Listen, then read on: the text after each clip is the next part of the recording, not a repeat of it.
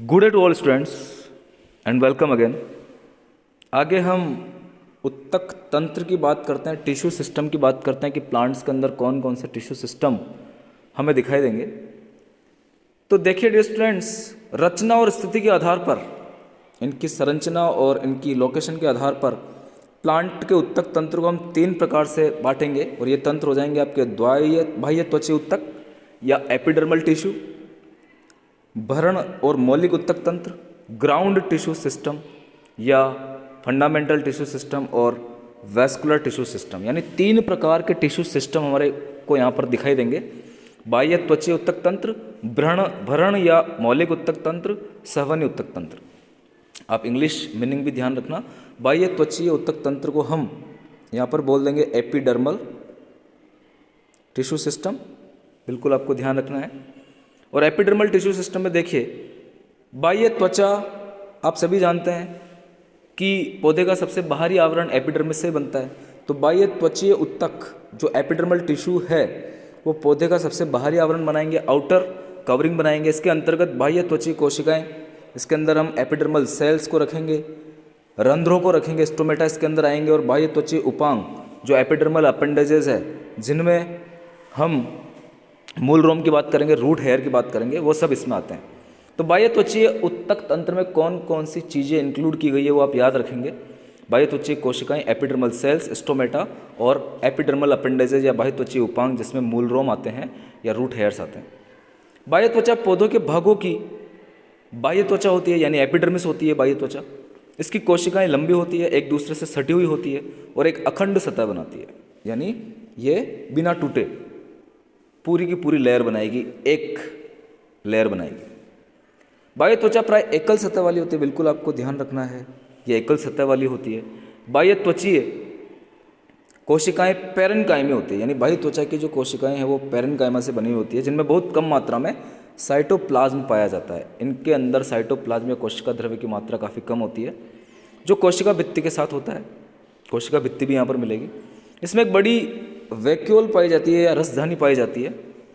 बाह्य त्वचा की बाहरी सतह मोम की मोटी परत से ढकी हुई होती है। अब ये इंपॉर्टेंट है कि बाह्य त्वचा की बाहरी सतह पर मोम का आवरण मिलता है, मोटी परत मिलती है, और इस मोमी आवरण को हम क्यूटिकल कहेंगे।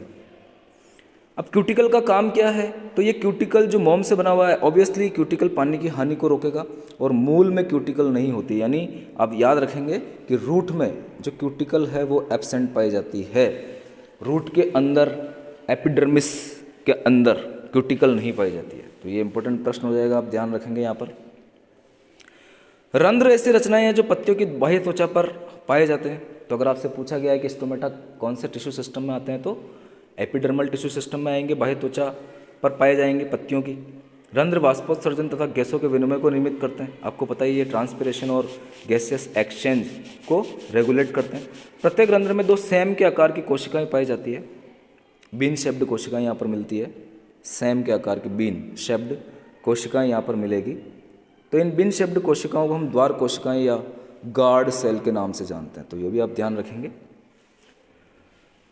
तो ये सेम के आकार की जो कोशिकाएं हैं ये आपको डाइकोट में दिखाई देगी, यानी द्वार कोशिकाएं बीन शेप्ड जो होती है वो डाइकोट में होती है, बीन शेप्ड। और मोनोकोट या घास की हम बात करें तो ये द्वार कोशिकाएं डंबलाकार होती है। बिल्कुल आपको ध्यान रखना है कि डंबलाकार हमें कहाँ मिलेगी, डंबल शेप्ड द्वार कोशिकाएं घास में या मोनोकोट में दिखाई देगी, और जो बीन शेप्ड द्वार कोशिकाएं वो हमें डाइकोट में दिखाई देगी। द्वार कोशिकाओं में क्लोरोप्लास्ट पाया जाता है। सबसे इंपॉर्टेंट चीज़ है कि द्वार कोशिकाओं में भी क्लोरोप्लास्ट होता है, यानी ये फोटोसिंथेसिस कर सकती है और यह रंध्र के खुलने और बंद होने के क्रम को नियमित करती है। रंध्र का खुलना और बंद होना द्वार कोशिकाओं के ऊपर निर्भर करेगा। कभी कभी कुछ बाह्य त्वचीय कोशिकाएं जो रंध्र के आसपास होती है, रंध्र के आसपास भी कुछ कोशिकाएं मिलती है, उनकी आकृति, माप और पदार्थों में विशिष्ट आ जाती है, यानी ये स्पेशलाइज्ड हो जाती है अपने शेप में, अपने माप में और पदार्थों में। इन कोशिकाओं को हम सहायक कोशिकाएं कहेंगे या सब्सिडायरी सेल्स हम बोलेंगे। सहायक कोशिकाओं को हम सब्सिडायरी सेल के नाम से भी जानते हैं, तो आप याद रखेंगे सब्सिडायरी सेल्स। रंध्रीय छिद्र द्वार कोशिका तथा सहायक कोशिकाएं मिलकर रंध्रीय तंत्र का निर्माण करते हैं, यानी रंध्रीय छिद्र, स्टोमेटल अपर्चर, गार्ड सेल और सब्सिडायरी सेल्स ये मिलकर स्टोमेटल एपैरेटस का निर्माण करेंगे। Stomatal apparatus. तो अगर आपसे पूछा गया है कि स्टोमेटल एपरेटस में कौन कौन सी संरचनाएं आती है, तो रंध्रीय छिद्र आता है, द्वार कोशिका आएगी और सहायक कोशिकाएं आएगी। आगे डायग्रामेटिक व्यू आपको दिखाया हुआ है, सैम के आकार की द्वार कोशिकाएं आपको नज़र आ रही है और डंबलाकार भी नज़र आ रही है। तो ये सैम के आकार की और ये डंबलाकार है। ये बाह्यत्वचीय कोशिकाएं बाहर आपको दिख रही है, फिर आपको सहायक कोशिकाएं दिख रही है, फिर क्लोरोप्लास्ट आपको अंदर की तरफ नज़र आ रहा है, फिर द्वार कोशिकाएं आपको दिख रही है और रंध्रीय तंत्र आपको पूरा दिख रहा है। ये स्टोमेटल अपर्चर है, दिस इज अपर्चर।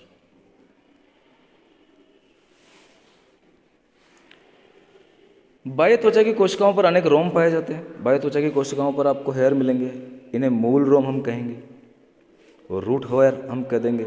ये बाह्य त्वचा की कोशिकाएं। अब मूल रोम की हम बात कर रहे हैं तो हमने पहले भी पढ़ा है कि जो मूल रोम होते हैं वो यूनिसेलुलर होते हैं और प्ररोतंत्र में जो मिलेंगे वो मल्टीसेलुलर होंगे। ये बाह्य त्वचा की कोशिकाओं का एक कोशिकीय दीर्घीकरण स्वरूप होती है जो जल व खनिज तत्वों के अवशोषण में सहायक होती है। यानी ये जो मूल रोम है ये बाह्य त्वचा की कोशिकाओं का एक कोशिकीय, मूल रोम की हम बात करें तो ये एक कोशिकीय दीर्घीकरण से बनते हैं और जल और खनिज तत्वों के अवशोषण में सहायता करते हैं। तने पर पाए जाने वाले ये बाह्य त्वचीय रोम, अब बिल्कुल याद रखेंगे, त्वचा रोम जो है इन्हें हम ट्राइकोम्स कहेंगे। सबसे पहले तो तने पर मिलने वाले रोम को त्वचा रोम या ट्राइकोम्स कहा जाएगा, जो कि मूल रोम से इस बात में भिन्न होंगे कि मूल रोम यूनिसेलुलर होते हैं और प्ररोतंत्र में ये त्वचा रोम बहुकोशिकीय मिलते हैं। फिर से इंपॉर्टेंट पॉइंट है, ये आप ध्यान रखेंगे। ये शाखित अथवा अशाखित तथा कोमल या नरम हो सकते हैं, ब्रांच्ड, अनब्रांच्ड और सॉफ्ट हो सकते हैं। ये स्त्रावी हो सकते हैं, सिक्रेटरी हो सकते हैं। ये वाष्पोत्सर्जन से होने वाली जल की हानि को रोकते हैं और इनका काम है कि वाष्पोत्सर्जन से जो जल की हानि होती है उसको रोकने का काम करेंगे। तो आप ट्राइकोम का काम भी यहाँ पे ध्यान रखेंगे। आगे हम भरण उत्तक तंत्र की बात करते हैं या ग्राउंड टिश्यू सिस्टम की बात करते हैं। फंडामेंटल टिश्यू जो है ग्राउंड टिश्यू सिस्टम। और ग्राउंड टिश्यू सिस्टम आप देखिए, बाह्य त्वचा और संवहन मंडल के अतिरिक्त आप एपिडर्मल टिश्यू को छोड़ दो और वेस्कुलर बंडल को छोड़ दो, उसके अतिरिक्त सभी उत्तक जो है वो ग्राउंड टिश्यू के अंदर आ जाएंगे। इसमें सिंपल टिश्यू जैसे पेरेन्काइमा, कोलेन्काइमा और स्क्लेन्काइमा होते हैं। प्राथमिक तने में पेरेन्काइमी कोशिकाएं, प्राय जो प्राथमिक तना है प्राइमरी स्टेम, उनमें पेरेन्काइमी कोशिकाएं कॉर्टेक्स में, बलकुट में, पेरिसाइकिल में या परिरम में, पित्त में या मेडुलरी रेज में होती है।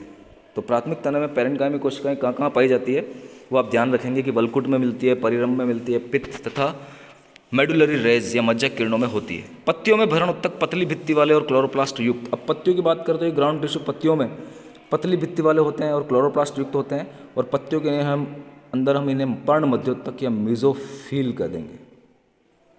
यानी आपका मेसोफिल जो है वो ग्राउंड टिश्यू सिस्टम का ही पार्ट है। पत्तियों के अंदर पाए जाने वाली मेसोफिल की कोशिकाएं या मेसोफिल टिश्यू। आगे हम संवहनी उत्तक तंत्र की बात करते हैं या वेस्कुलर टिश्यू सिस्टम की बात करते हैं, जो तीसरा टिश्यू सिस्टम है प्लांट्स के अंदर। संवहनी तंत्र या वेस्कुलर सिस्टम में जटिल उत्तक जाइलम और फ्लोएम आते हैं। जाइलम और फ्लोएम दोनों मिलकर संवहन मंडल बनाएंगे, यानी वेस्कुलर बंडल जाइलम और फ्लोएम मिलकर बनाएंगे। द्विबीजपत्रियों में जाइलम तथा फ्लोएम के बीच कैम्बियम पाया जाता है। इंपॉर्टेंट पॉइंट है, द्विबीजपत्रियों में जाइलम और फ्लोएम के बीच कैम्बियम मिलेगा। ऐसे वेस्कुलर बंडलों जिनमें कैम्बियम होता है या ऐसे संवहनी बंडल जिनमें कैम्बियम मिलेगा वे लगातार द्वितीयक जाइलम और फ्लोएम बनाते रहेंगे, यानी यहाँ पर सेकेंडरी ग्रोथ मिलेगी। डाइकोट में सेकेंडरी ग्रोथ पाई जाएगी कैम्बियम की वजह से, तो याद रखेंगे आप। और ये लगातार द्वितीयक जाइलम और फ्लोएम बनाते रहेंगे। तो इस प्रकार के वेस्कुलर बंडल को हम ओपन टाइप वेस्कुलर बंडल बोल देंगे, खुला संवहन बंडल, जो कि द्विबीजपत्रियों में दिखाई देगा। एक बीजपत्रियों में कैम्बियम नहीं पाई जाती, तो यहाँ पर कोई सेकेंडरी ग्रोथ नहीं होगी, द्वितीयक उत्तक नहीं बनेंगे और इनमें बंद संवहन बंडल मिलेंगे या क्लोज्ड प्रकार के वेस्कुलर बंडल पाए जाएंगे। तो अगर आपसे पूछा गया कि ओपन किस में मिलेंगे तो द्विबीजपत्रियों में डाइकोट में, और क्लोज्ड किस में मिलेंगे तो मोनोकोट में। जब जाइलम तथा फ्लोएम एकांतर तरीके से भिन्न भिन्न त्रिज्या पर होते हैं, यानी एकांतर अल्टरनेटिंग क्रम पर ये अलग अलग रेडियली अरेंज्ड है, तो ऐसे बंडल को हम रेडियल वेस्कुलर बंडल बोल देंगे। और रेडियल वेस्कुलर बंडल आपकी रूट में या मूल में मिलते हैं। फिर से आपको याद रखना है, संयुक्त बंडल या कॉन्जॉइंट जो वेस्कुलर बंडल है में जाइलम तथा फ्लोएम एक ही त्रिज्या पर स्थित होते हैं, यानी कॉन्जॉइंट जो बंडल है उसमें जाइलम और फ्लोएम एक ही त्रिज्या पर पाए जाएंगे, जैसे तने पर और पत्तियों में ऐसे मिलेंगे कॉन्जॉइंट प्रकार के। और कॉन्जॉइंट वेस्कुलर बंडल में प्राय फ्लोएम जो है वो जाइलम के बाहर स्थित होता है, तो ये भी आपको ध्यान रखना है। कॉन्जॉइंट वेस्कुलर बंडल में जाइलम और फ्लोएम एक ही त्रिज्या पर पाए जाते हैं, या संयुक्त बंडल में जाइलम और फ्लोएम एक ही त्रिज्या पर मिलते हैं और ये तने और पत्तियों में पाए जाएंगे। अगर आपसे पूछा गया तने और पत्तियों में, तो कॉन्जॉइंट प्रकार के वेस्कुलर बंडल मिलेंगे। और कॉन्जॉइंट प्रकार के वेस्कुलर बंडल में जो फ्लोएम है वो प्राय जाइलम के बाहर स्थित होता है, ये भी आपको ध्यान रखना है। यहाँ पर कुछ डायग्राम हमारे पास है, विभिन्न प्रकार के 7 बंडल। अरीय आपको ए में दिखाया गया है, अरीय रेडियली जो आपकी रूट में दिखाई देगा, जहाँ पर जाइलम और फ्लोएम अलग अलग त्रिज्या पर व्यवस्थित है, रेडियली अलग अलग रेडियस पर व्यवस्थित है, अरेंज्ड है। फिर आप देखिए जो बै वाला डायग्राम है वो आपका संयुक्त बंद है, और संयुक्त बंद जो है वो आपका मोनोकोट में दिखाई देगा, क्योंकि यहाँ पर कैम्बियम एब्सेंट है। और स में या सी वाले डायग्राम में कैम्बियम आपको नज़र आ रही है, तो ये आपका डाइकोट में दिखाई देगा, ओपन टाइप का होगा।